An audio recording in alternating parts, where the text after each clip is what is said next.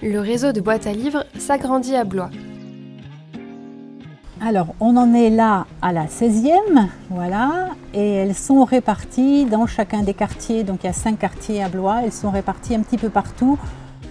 C'était la demande des habitants, de pouvoir avoir accès à des livres librement, 7 jours sur 7, 24 heures sur 24. Et puis, c'était aussi pouvoir proposer des livres dont on ne se sert plus à la maison et qui peuvent profiter à d'autres plutôt que de les jeter. La ville facilite ainsi l'accès à la culture pour toutes et tous.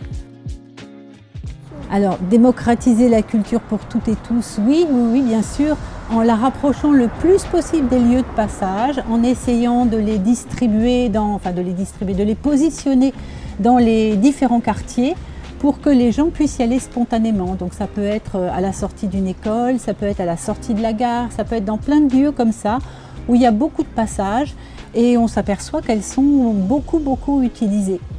Conçues par l'association Éclair, les boîtes sont ensuite décorées par les habitants et les habitantes, à l'occasion des journées citoyennes organisées par le service démocratie locale de la ville. La nouvelle boîte est un clin d'œil à l'un des rendez-vous incontournables de l'agenda blésois.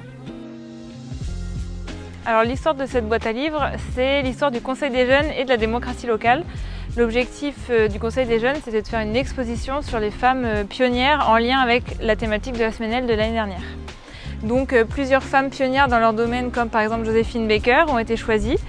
Et il y a eu des petits textes avec en quoi elles étaient pionnières dans leur domaine à leur époque, qui ont été écrits. Donc on a des femmes de tous horizons, de tout pays, de 1860 à nos jours.